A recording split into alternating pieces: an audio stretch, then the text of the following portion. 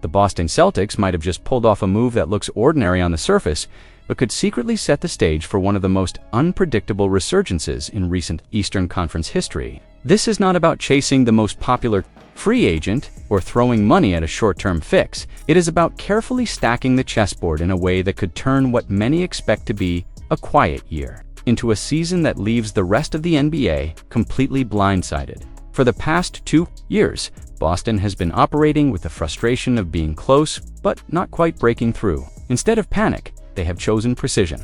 Every move is designed to unlock flexibility without sacrificing competitive edge, and the latest trade, sending Georgia's Niang to Utah, might be far more than a simple salary adjustment. Beneath the headline, this shift slashed their luxury tax bill from $73.1 million down to $39.5 million, pushing them $7.8 million below the dreaded second apron and leaving them only $4 million above the first. That is breathing room most contenders dream of. This maneuver has a ripple effect that could be game-changing. For one, it gives Boston options, real options, not just theoretical cap space. They can keep Anfernee Simons, the 26th guard who fits their offensive blueprint with surgical precision, or they can move him for even greater strategic gain. A player who can manufacture offense from nothing, and someone who has proven he can punish defenses both off the dribble and in catch-and-shoot situations. His numbers do not just sit in the middle of the pack. They quietly place him among the most efficient high-volume, three-point threats in the league. But here's where the story takes a turn that very few are talking about. What happens if Boston, expected by many to coast through a transitional year, finds itself climbing the standings? Imagine a rotation featuring Jaylen Brown, Derrick White, Anfernee Simons, and Peyton Pritchard anchoring the backcourt, all while the Eastern Conference remains wide open. The difference between a 7th seed fighting for survival and a 6th seed with a direct playoff ticket could be razor-thin. And then there is the factor no spreadsheet can predict: Jason Tatum's return.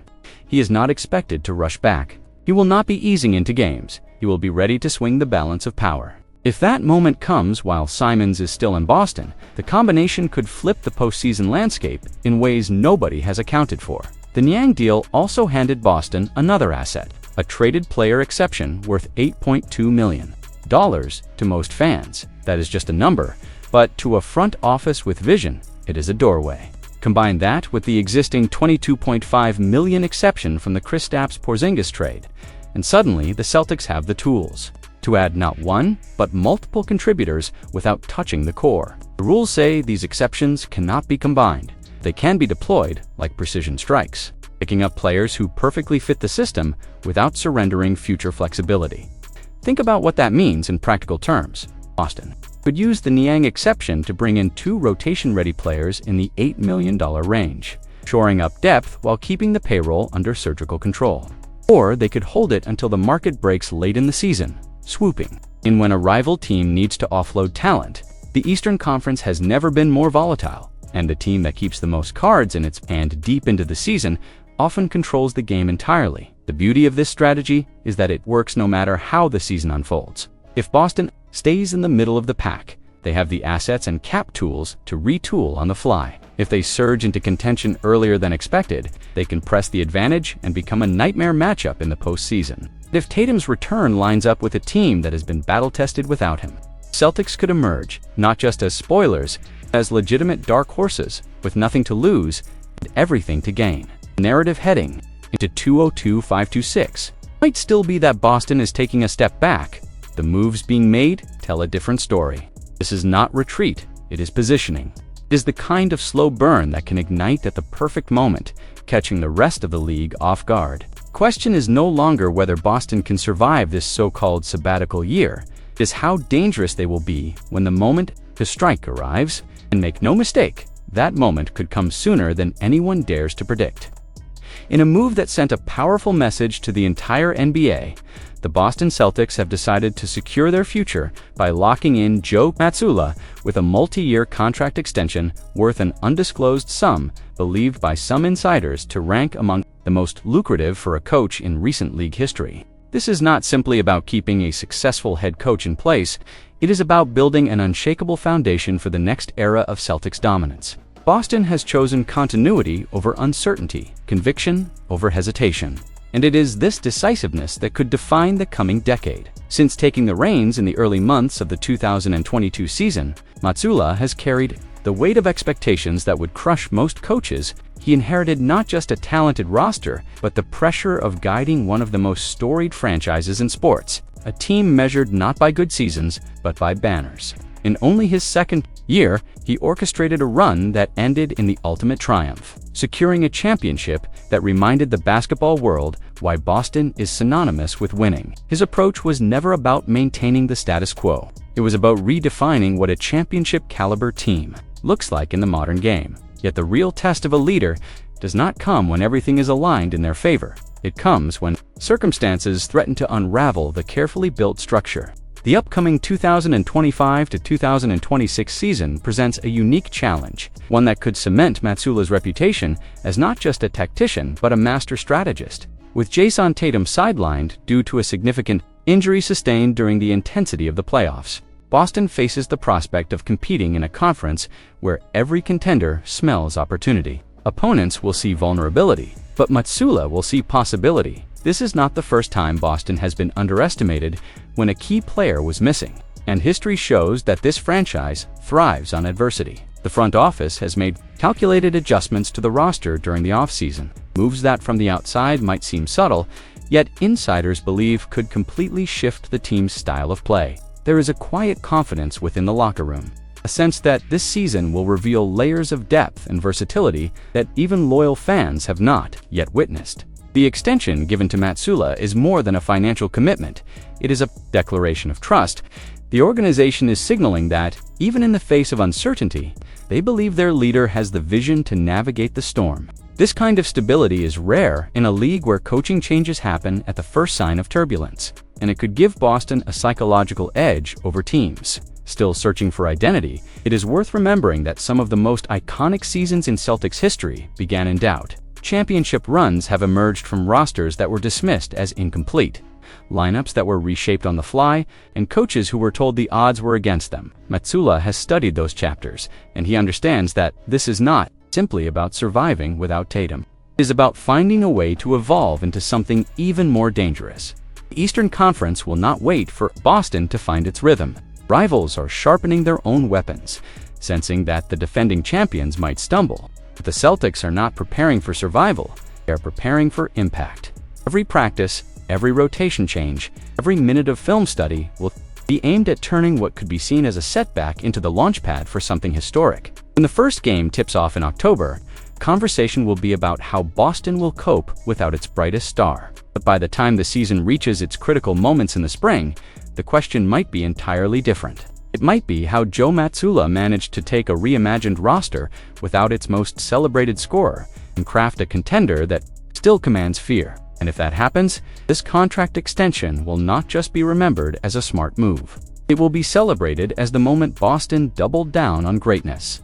The signing of Chris Boucher by the Boston Celtics might initially look like a simple roster adjustment, but beneath the surface, it signals a deeper and far more calculated move, one that could reshape how this team navigates the coming season. The deal was sealed for 1 year at $3,300,000. Yet the real value lies not in the number, but in what it unlocks for the franchise. Only hours before, Boston had moved Georgia's Niang back to Utah, a transaction that cleared over $40 million in projected luxury tax obligations. It was not just about saving money, it was about unlocking flexibility at a time when every dollar, every slot, and every matchup advantage could decide whether the Celtics can weather the storms ahead. That trade was also the first transaction between Jazz president Austin Niang and his former Boston front office, and it included 2 future second-round picks, carefully structured to give Utah extra incentive while keeping Boston's longer-term options intact. The signing of Boucher fits into that larger blueprint. With the roster's interior depth in question,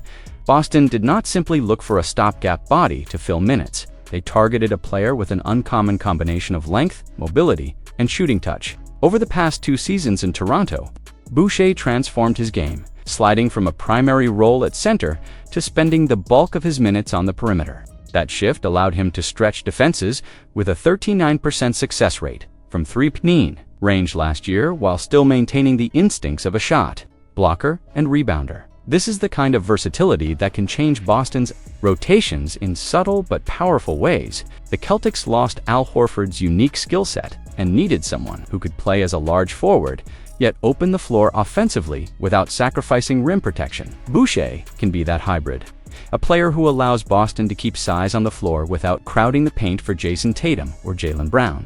Even if Boucher is not penciled in as a full-time starter, his presence could create lineup combinations that opponents have rarely faced from this Celtics core. There is also the strategic timing. Boston's roster currently holds 21 players, including training camp invites, but carrying 15 full contracts into the season is now more likely than in years past. The organization is preparing for scenarios where star minutes will need to be redistributed, and Boucher's ability to play over 25 minutes without a steep drop-off in efficiency could be invaluable. That matters in a season where durability will be tested from the opening tip to the final weeks. Financially, the contract is almost deceptive in its cost. Under the league's veteran minimum rules, Boston will only see a salary cap hit of $2,300,000, with the league reimbursing the rest. For a franchise managing its position just $4 million above the second apron, that efficiency is no accident. It is part of a broader chess match.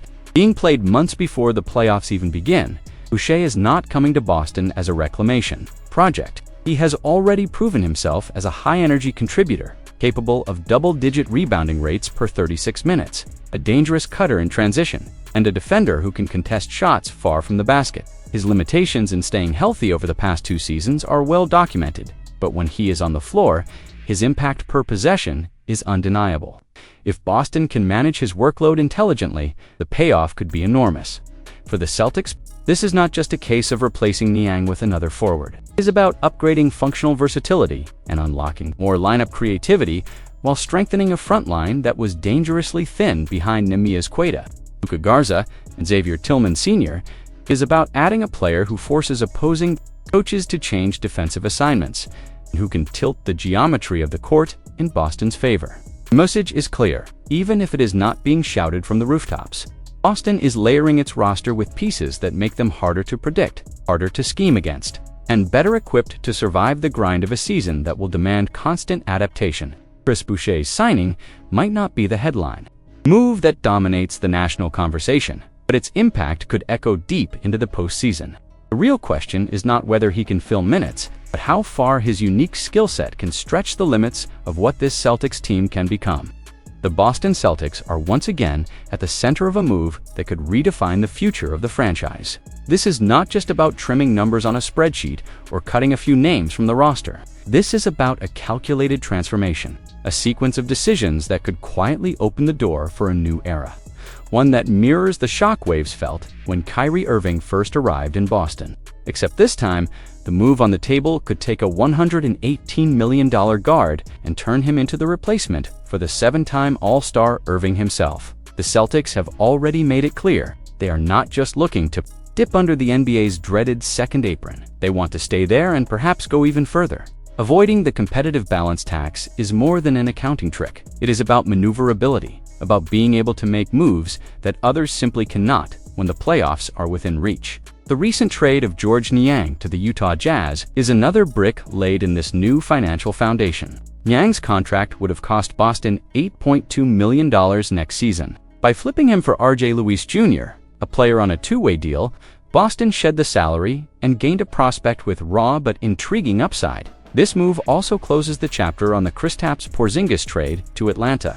In simple terms, the Celtics moved a player who would have commanded over $30 million in the upcoming season for a young, undrafted talent. On the surface, it may seem like a downgrade, but what it truly represents is a reset button, the kind of step that can look puzzling until the next piece of the puzzle drops into place, and that next piece may be the most daring yet. The Celtics have not yet touched one of their most valuable remaining assets, Derrick White, a fan favorite, a leader, a defender whose presence was critical during the championship run. His 4-year deal worth $118 million is still on the books. If Boston's goal is to completely reshape its salary structure without sacrificing competitiveness, moving White could be the most impactful and controversial decision they make. A proposed deal circulating among trade scenario architects paints an audacious picture.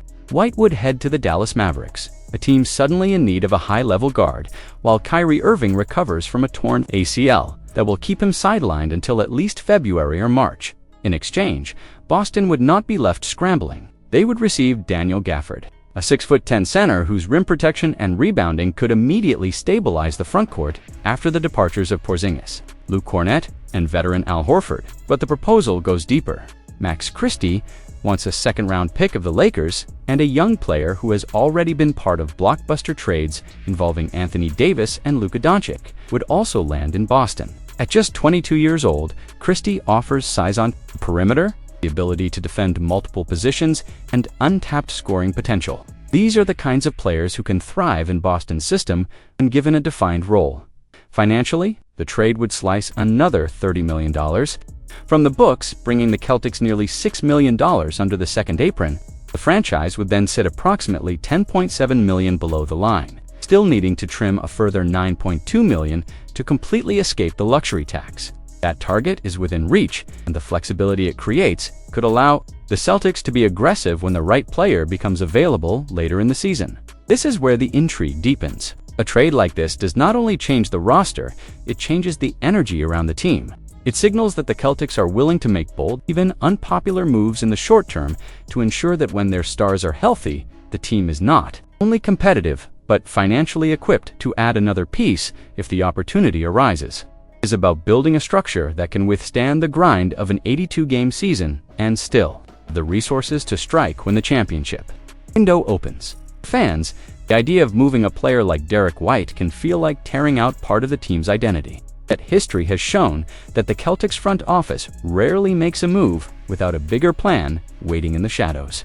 Every dollar saved now can become the fuel for the next star acquisition, a kind of move that turns a strong roster into a historic one. The real question is not whether Boston can afford to make this trade, it is whether they can afford not to.